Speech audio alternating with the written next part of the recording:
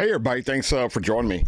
Yeah, let me turn that up just a little bit. So, what I have for you today is a song by Alabama, another one, but this is the actual band Alabama and not someone covering it.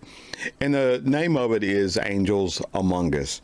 And listen to the lyrics, if you have time. And if you, just listen to it. It talks about people who do extraordinary things or they give of themselves. And, they're, to me, and I agree with this song, there's angels among us, people that will just pick up the slack for the rest of us. When you don't feel like you have time to give to other people, there's people out there that do, and they do it selfishly. And I don't think they're, they're acknowledged often enough. And at the end, I'm going to have a story about a homeless guy that I had an encounter with several years ago. And yeah, you may want to hear it. You may not want to hear it, but it's been heavy on my heart here for, and it always is around Christmas time. I always think about this homeless guy that I met up with. But anyway, listen to this song, y'all. I'm gonna start it right now. And this is another one from Justin from Adelaide Hills, who put this in my lap for me to choose, and this is one of them that I did choose. So here we go. It's Alabama, Angels Among Us. Here we go.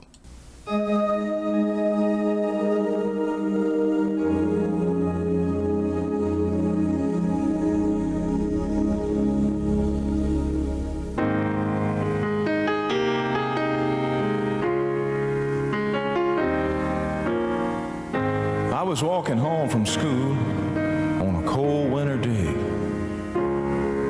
Took a shortcut through the woods, and I lost my way. It was getting late, and I was scared and alone. But then a kind old man took my hand and led me home. Now Mama couldn't see him, oh, but he was standing there. And I knew in my heart he was the answer to my prayers. Oh, I believe there are angels among us, sent down to us from somewhere up above. They come to you and me in our darkest hours to show us how to live, to teach us how to give, to guide us with the light of love.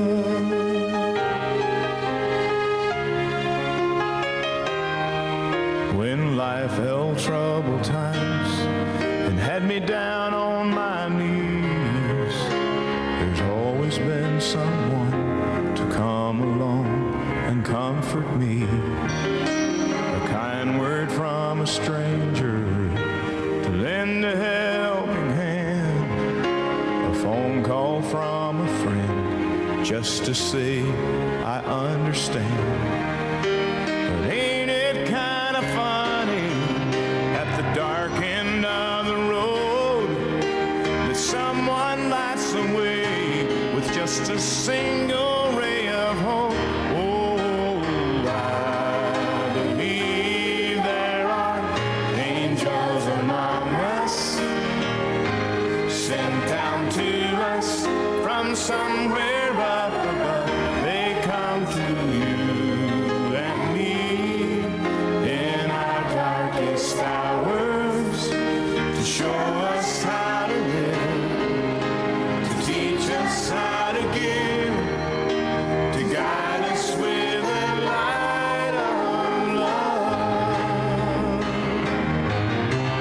They wear so many faces, show up in the strangest places to grace us with their mercy in our time of need.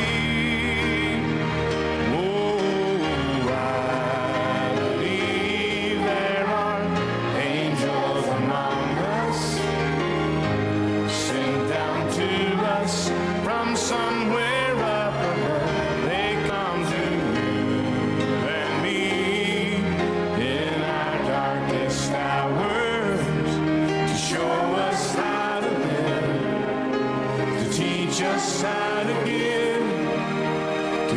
guide us with the light of love,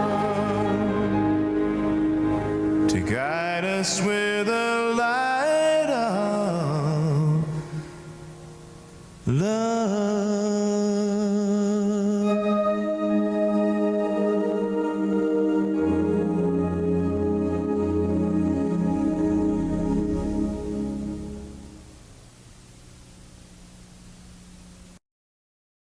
Yeah, so that was Alabama. Sorry, I muted that so it wouldn't get any surrounding ambient noise.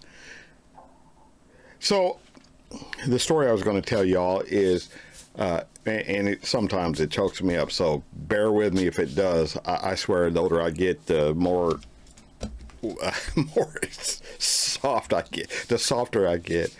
But anyway.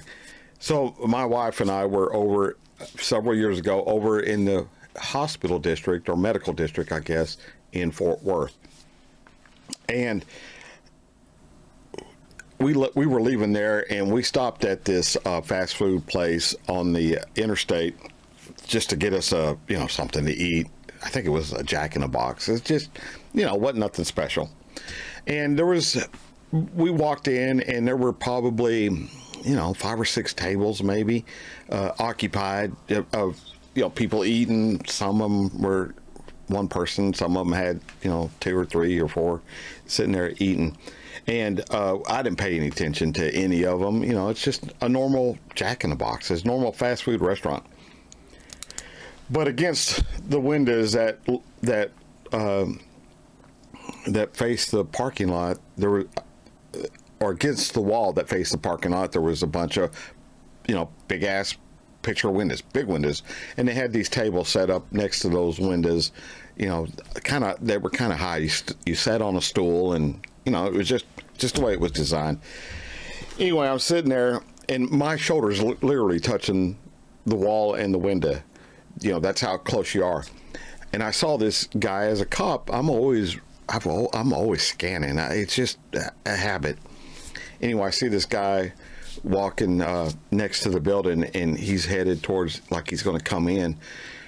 And I was just looking at him. It was holiday season, about this time of year, and he had a sleeping bag. Man, I'm trying to get through this without. It's kind of like I'm reliving it, so it's Anyway. I'll try to get this one done. But he had a sleeping bag over his shoulder. You could tell he was homeless. Literally everything that man owned, he was carrying with him, And I just watched him as he walked. He'd walk past one window, then past another one, then he passed the window where I was sitting at the table eating with my wife, and I didn't say anything to her. And this guy comes in. And he just finds him a place in there and he sits down. He doesn't go up and order any food. He doesn't have money to do that. That was an assumption on my part, but it turned out to be the right assumption. So I was just, kind of observing him, seeing how he works. And I'm thinking, there's nobody in the store that's this restaurant that's even paying this guy any attention. They're not acknowledging the fact that he even exists, that he walked in the door. They're just busy with their own life, probably. I couldn't eat, so I walked over to where he was sitting and asked him. I said, "Hey, brother, are you hungry?" And he said, "Yeah, I'm hungry." I said, "All right, let's just go up to the counter and let's order some food for you." So we go up to the counter and I tell him, I said, "Look, you order anything you want, and if you want to take, order 5 hamburgers and take 4 of them with you, for whatever, you do that. This is from me to you." And he was real grateful, and he didn't overdo it. He ordered what he could eat right then, and he got his food and he went and sat down. And my wife and I, we finished our meal and we left.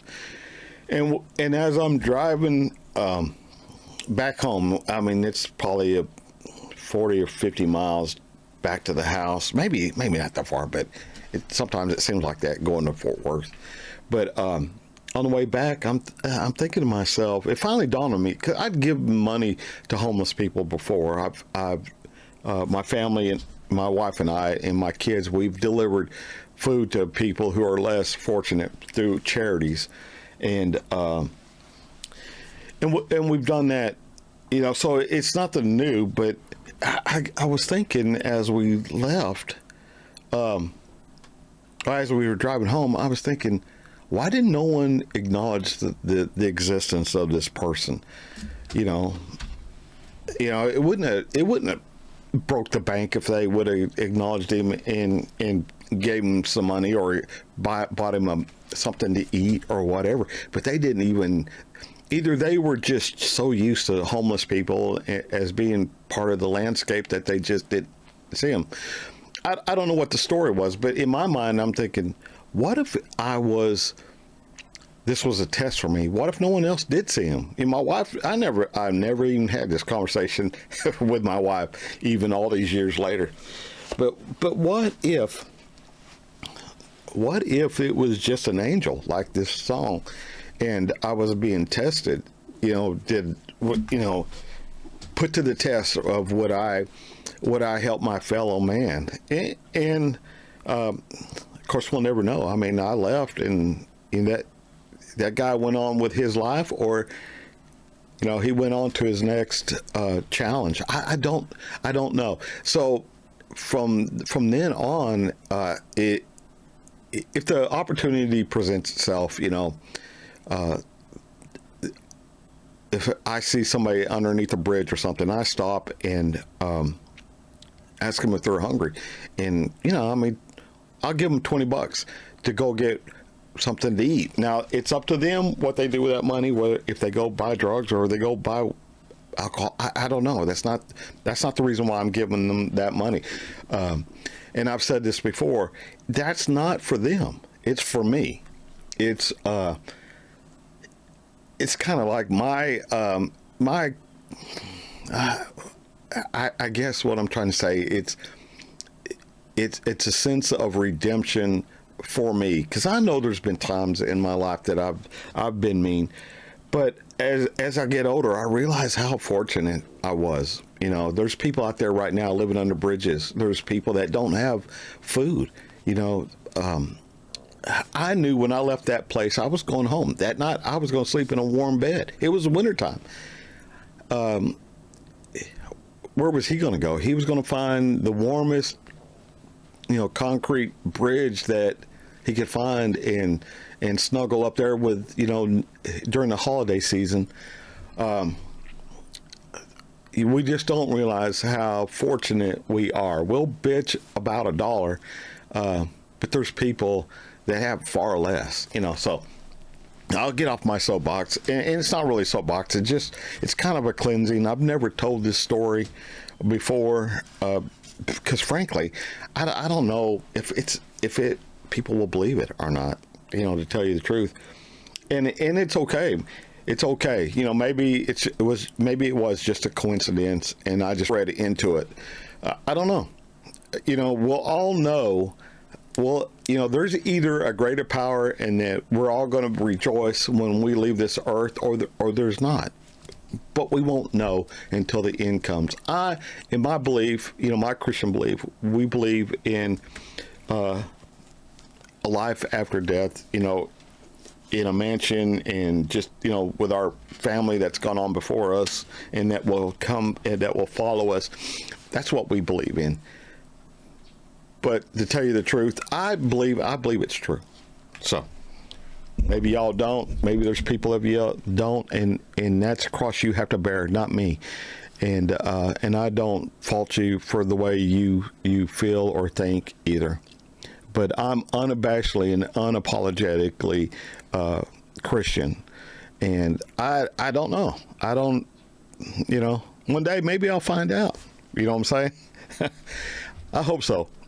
All right, so that was my born story, and if y'all got any kind of anything out of that, then it was worth it. Like I said, I don't tell people that story. It's too emotional because, you know, I think about that guy often. You know, I just hope he's better off today than he was several years ago. We don't know. I don't even know his name. Never even asked it. I just stuck my hand out, and he accepted my help, and we went our separate ways. So, you know, for a split second, I was a bright light in his life. All right? All right, y'all. Whew. Merry Christmas. All right, man. That's going to do it for me. Till I see y'all again, I'll catch you down the road. Bye, y'all.